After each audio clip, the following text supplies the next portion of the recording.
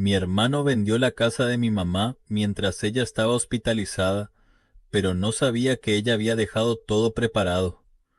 Me llamo Daniel, tengo 38 años y durante mucho tiempo creí que los problemas más grandes de una familia eran las discusiones por dinero. Después descubrí que el verdadero problema aparece cuando alguien está dispuesto a traicionar a todos por ese dinero.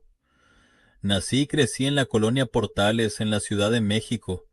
Mi mamá Teresa compró nuestra casa a finales de los años 80 junto con mi papá. Era una casa sencilla de 2 pisos con un pequeño patio donde mi mamá cultivaba bugambilias y donde mi hermano y yo jugábamos fútbol cuando éramos niños. Mi papá murió cuando yo tenía 20 años. Desde entonces mi mamá se convirtió en el centro de toda la familia. Mi hermano mayor, Ricardo, siempre fue diferente a mí. Mientras yo trabajaba y trataba de construir algo estable, él parecía vivir persiguiendo atajos. Nunca duraba mucho en un empleo. Siempre tenía una nueva idea para hacerse rico. Un negocio de celulares, un negocio de refacciones, un negocio de criptomonedas, un negocio de importaciones. Siempre comenzaba algo nuevo y siempre terminaba igual, con deudas. Durante años mi mamá lo ayudó. Primero fueron cantidades pequeñas, después préstamos más grandes, luego pagos de tarjetas y finalmente rescates completos cuando los acreedores comenzaban a llamarlo. Yo discutía constantemente con ella. Mamá, lo estás acostumbrando. Es tu hermano. Ya tiene 40 años. Sigue siendo mi hijo.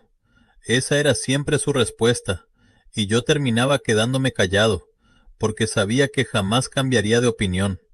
Ricardo se casó joven, tuvo 2 hijos, se divorció, después tuvo otra pareja, después otra.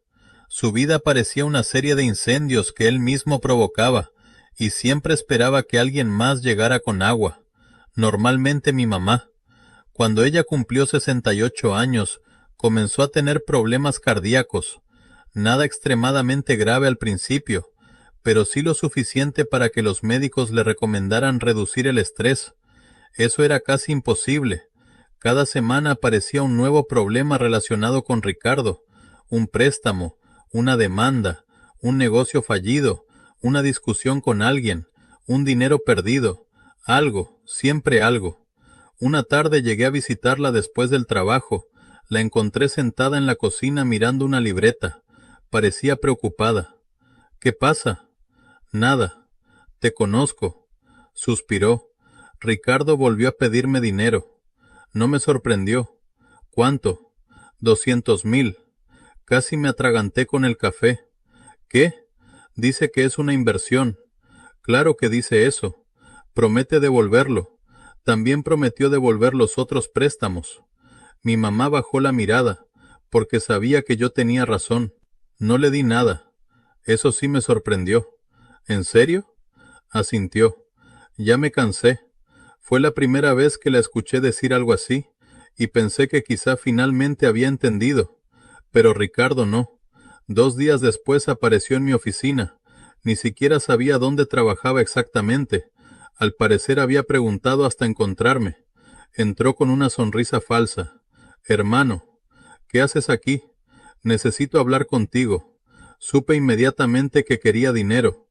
Nos sentamos en una cafetería cercana y confirmó mis sospechas. Necesito apoyo. No, ni siquiera sabes para qué. No, escúchame. No. Su sonrisa desapareció. Siempre ha sido igual. ¿Igual cómo? Creído. Me reí, porque no quiero financiar otro desastre. Esta vez es diferente.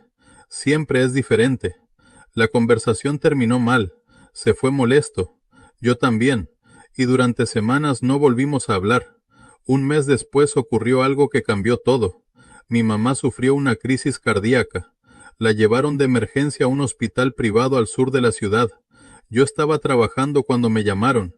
Llegué en menos de 40 minutos. Ricardo ya estaba ahí. Parecía nervioso. Por primera vez en años lo vi realmente asustado. Los médicos nos explicaron que la situación era delicada. No era imposible que se recuperara, pero tampoco podían garantizar nada. Fueron días difíciles. muy difíciles. Pasábamos horas en la sala de espera, dormíamos poco, comíamos peor, y esperábamos noticias. Durante ese tiempo noté algo extraño. Ricardo pasaba mucho tiempo haciendo llamadas. Demasiado tiempo. A veces salía del hospital durante horas. Cuando regresaba evitaba hablar del tema. Pensé que quizá estaba trabajando o resolviendo asuntos personales. No le di demasiada importancia. Mi prioridad era mi mamá. Afortunadamente comenzó a mejorar, lentamente, pero mejorar. Los médicos dijeron que necesitaría rehabilitación y reposo. Todos respiramos más tranquilos, hasta que recibí una llamada inesperada. Era una vecina de mi mamá. Daniel, necesito preguntarte algo. Claro. ¿Van a vender la casa? Sentí un vacío en el estómago. ¿Qué? Hoy vinieron unas personas a tomar fotografías. Pensé que ustedes la estaban vendiendo. Me quedé inmóvil. ¿Quién fue? Tu hermano estaba con ellos. No entendí nada. Absolutamente nada. Esa misma tarde llamé a Ricardo. No contestó. Volví a llamar. Nada. Una vez más. Nada. Finalmente fui a buscarlo. Cuando llegué a su departamento me abrió la puerta después de varios minutos. ¿Qué pasa? ¿Por qué había gente tomando fotos en la casa? Su expresión cambió apenas una fracción de segundo, pero fue suficiente. Nada. No me mientas. Solo estaba viendo opciones. ¿Opciones para qué? Por si algún día se vende. ¿Quién dijo que se va a vender? Nadie. La conversación se volvió tensa, muy tensa, y terminé marchándome sin respuestas. Pero algo estaba mal. Lo sabía. Podía sentirlo. 2 días después encontré el anuncio. Por accidente, un amigo me envió una captura de pantalla. La casa de mi mamá aparecía publicada en internet, con fotografías recientes, precio de venta, descripción completa y un número de contacto, el de Ricardo. Sentí que me hervía la sangre. Llamé inmediatamente. Contestó al tercer intento. ¿Qué demonios estás haciendo? Silencio. Ricardo, baja la voz. ¿Vendiste la casa? No. Está anunciada. Solo estoy viendo opciones. ¿Con autorización de quién? No respondió. ¿Con autorización de quién? Mamá me dio permiso. Sabía que estaba mintiendo, porque mi mamá llevaba semanas hospitalizada y jamás habría tomado una decisión así. Voy para allá. No hagas una escena. Colgué. Cuando llegué ya no estaba. Tampoco respondió llamadas, ni mensajes, ni nada. Desapareció durante 3 días, 3 días completos, hasta que recibí una llamada de un número desconocido. Era un notario, y lo que me dijo hizo que todo cobrara sentido, y al mismo tiempo se volviera mucho peor. Señor Daniel, necesitamos confirmar cierta información sobre una operación inmobiliaria relacionada con la señora Teresa Ramírez. Sentí que el corazón me golpeaba el pecho. ¿Qué operación? Hubo una pausa. La compraventa de su propiedad. En ese momento entendí que Ricardo no estaba considerando vender la casa, no estaba explorando opciones, no estaba buscando compradores, ya había iniciado el proceso, y alguien, de alguna forma, había intentado vender la casa mientras mi madre seguía recuperándose en una cama de hospital. Lo que aún no sabía era cómo había logrado hacerlo, y mucho menos por qué parecía tan seguro de que nadie iba a detenerlo. El notario no quiso darme demasiados detalles por teléfono. Dijo que había detectado algunas inconsistencias y que necesitaba verificar información antes de continuar. Le pregunté quién había iniciado el trámite. No respondió directamente, pero sí me dijo algo que me dejó helado. La persona que se presentó afirmó tener facultades para representar a la propietaria. Colgué y me quedé mirando la pared de mi oficina durante varios minutos. Intentaba entender qué estaba ocurriendo. Mi mamá jamás habría autorizado algo así, y menos estando hospitalizada. Entonces pensé en algo que no había considerado, un poder notarial. Si Ricardo había conseguido algún documento que le permitiera actuar en nombre de mi madre, el problema podía ser mucho más grave de lo que imaginaba. Esa misma tarde, fui al hospital. Mi mamá estaba mejor, todavía débil, pero consciente y tranquila. Esperé a que terminara una revisión médica y me senté junto a ella. Mamá, necesito preguntarte algo. ¿Qué pasó? ¿Le firmaste algún documento a Ricardo? Su expresión cambió inmediatamente. ¿Qué clase de documento? Cualquiera. No, ninguno. No, ni antes de entrar al hospital. Negó con la cabeza. Está pasando algo. No quería preocuparla, pero tampoco podía mentirle. Así que le expliqué una parte de la situación. No todo, solo lo suficiente. Vi cómo la tristeza aparecía en sus ojos. No parecía sorprendida. Eso fue lo peor. Parecía decepcionada, como alguien que llevaba años esperando una traición y finalmente la había recibido. Yo sabía que algún día iba a hacer algo así. Su voz sonó cansada. ¿Qué quieres decir? Suspiró. Hace meses me pidió poner la casa a su nombre. Sentí un escalofrío. ¿Qué? Decía que así sería más fácil administrarla. ¿Y tú qué le dijiste? Que no. La habitación quedó en silencio. Después agregó algo más. Enojó muchísimo. Esa noche casi no dormí. Al día siguiente fui directamente a la notaría. El notario me recibió después de revisar mi identificación. Era un hombre serio, de unos 60 años. No parecía alguien que disfrutara los conflictos. Me explicó que un supuesto representante de mi madre había iniciado conversaciones para vender la propiedad, pero ciertos documentos le parecieron sospechosos. Por eso había decidido verificar información. ¿Qué documentos? Sacó una carpeta. No me permitió fotografiarla, pero sí revisarla. Y ahí estaba. Un poder, supuestamente firmado por mi mamá, supuestamente autorizado semanas antes, supuestamente válido. Pero bastaron unos segundos para notar algo. La firma era parecida, muy parecida, pero no era la de ella. Yo había visto esa firma miles de veces, en recibos, cartas, documentos. Era una imitación, buena, pero una imitación. El notario asintió cuando se lo dije. Eso sospechamos. ¿Quién presentó esto? No puedo compartir todos los detalles todavía. ¿Fue mi hermano? Silencio. Eso me bastó como respuesta. Salí de ahí con una mezcla de rabia e incredulidad, porque ya no estábamos hablando de irresponsabilidad, ni de deudas, ni de malas decisiones. Estábamos hablando de fraude, y posiblemente de delitos mucho más serios. Intenté localizar a Ricardo nuevamente. Nada. Su teléfono seguía apagado. Su departamento estaba vacío. Incluso algunos vecinos me dijeron que no lo habían visto en varios días. Era como si hubiera desaparecido. Y eso me preocupó todavía más, porque las personas inocentes no suelen esconderse. 3 días después finalmente apareció.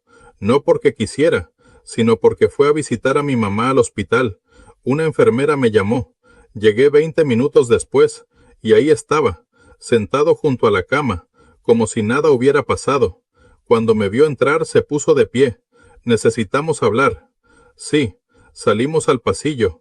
Lo primero que hizo fue intentar justificar todo. No es lo que parece. Entonces explícame. Solo estaba tratando de resolver problemas. Falsificando documentos. Su rostro perdió color. No sabes de qué hablas. Sí lo sé. Por primera vez lo vi verdaderamente nervioso. No molesto, no arrogante, nervioso. Escúchame. No, déjame explicarte. Explícame cómo intentaste vender la casa de nuestra madre. Se quedó callado, y ese silencio valió más que cualquier confesión, porque confirmó todo, absolutamente todo. Finalmente habló. Tenía deudas. Siempre tienes deudas. Esta vez era diferente. Siempre dices eso. Apretó los dientes. Me estaban presionando. ¿Quiénes? No respondió, y no hizo falta. La forma en que evitó mi mirada me dijo suficiente. Probablemente había pedido dinero a personas equivocadas, personas que no aceptaban excusas, personas que exigían resultados. ¿Cuánto debes? Tardó varios segundos en responder. Más de 4 millones. Sentí que el mundo se detenía. ¿Qué? No fue de golpe. 4 millones. Asintió. Yo ni siquiera sabía cómo reaccionar. Era una cantidad absurda, una locura. ¿Y pensaste robarle la casa a mamá? Iba a devolvérselo. Me reí. No porque fuera gracioso, sino porque era una de las cosas más absurdas que había escuchado en mi vida. ¿Devolver qué? El dinero. Después de vender la casa. Iba a invertir. Claro, La misma historia de siempre, solo que ahora el precio era mucho mayor. Mi mamá escuchó parte de la discusión. Cuando regresamos a la habitación, tenía lágrimas en los ojos. Nunca olvidaré la forma en que miró a Ricardo. No había odio, ni enojo. Había algo peor, desilusión. ¿De verdad hiciste eso? Ricardo intentó acercarse. Mamá, ¿de verdad? La voz le tembló. Yo, respóndeme. Él bajó la mirada, y ella entendió. No necesitó nada más, porque una madre conoce a sus hijos, incluso cuando intentan mentir. Pasaron varios segundos. Después ella señaló la puerta. Vete. Mamá, vete. Déjame explicarte. Ya entendí suficiente. Nunca había visto a mi madre hablarle así.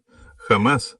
Ricardo salió, y por primera vez desde que éramos niños, no intentó discutir, simplemente se fue. Pensé que esa sería la última vez que lo veríamos durante mucho tiempo, pero estaba equivocado, porque 2 semanas después descubrimos algo que ninguno esperaba. Mi mamá pidió hablar conmigo y con su abogado. Los 3 nos reunimos en la sala de su casa una vez que recibió el alta médica. Parecía más tranquila, más fuerte, como si hubiera tomado una decisión importante. Entonces abrió una carpeta. Hay algo que no les he contado. Miré al abogado. Él asintió, como si ya supiera de qué se trataba. ¿Qué pasa? Mi mamá acomodó varios documentos sobre la mesa. Hace 1 año cambié mi testamento. Parpadeé. ¿Qué? Y también organicé todo mi patrimonio. No entendía hacia dónde iba la conversación, hasta que ella continuó. Después de tantos problemas, empecé a preocuparme. ¿Por Ricardo? Asintió. Lo amo porque es mi hijo, pero dejé de confiar en él. Sentí una mezcla extraña de tristeza y alivio, porque significaba que ella había visto la realidad, aunque le hubiera costado años aceptarla. El abogado tomó la palabra. La señora Teresa estableció un fideicomiso. Me quedé inmóvil.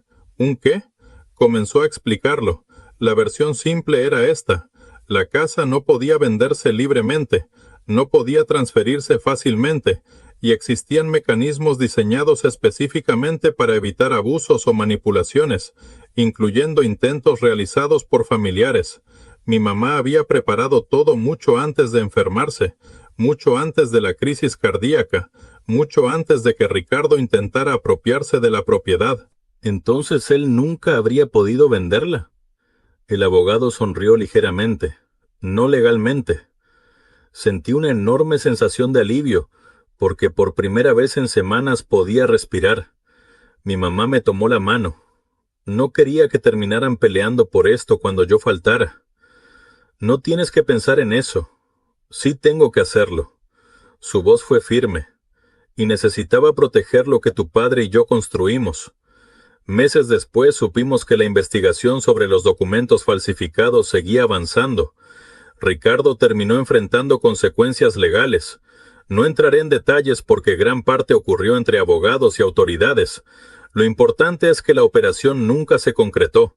La casa siguió siendo de mi mamá, y las personas que intentaron participar en el fraude no lograron obtener nada. Mi relación con Ricardo quedó destruida, no por el dinero, ni por las deudas, ni siquiera por los documentos falsos, sino por algo mucho más simple. Porque un día vio a nuestra madre conectada a máquinas en un hospital, y en lugar de pensar en cómo ayudarla, pensó en cómo quedarse con su casa. Han pasado varios años desde entonces. Mi mamá sigue viviendo en la misma casa de la Portales. Todavía cuida sus bugambilias. Todavía se sienta en el patio por las tardes, y todavía prepara café cuando voy a visitarla. A veces hablamos de todo aquello, no muy seguido, solo de vez en cuando, como quien recuerda una tormenta que ya pasó. Una tarde le pregunté si había perdonado a Ricardo. Ella se quedó pensando, mucho tiempo. Finalmente respondió, lo perdoné para poder vivir tranquila. ¿Y confías en él? Negó lentamente. Eso es diferente. Y entendí exactamente lo que quería decir, porque hay heridas que pueden cerrar, pero también hay decisiones que cambian para siempre la forma en que ves a una persona, y algunas traiciones son tan grandes que, aunque el tiempo avance, jamás vuelven a desaparecer por completo.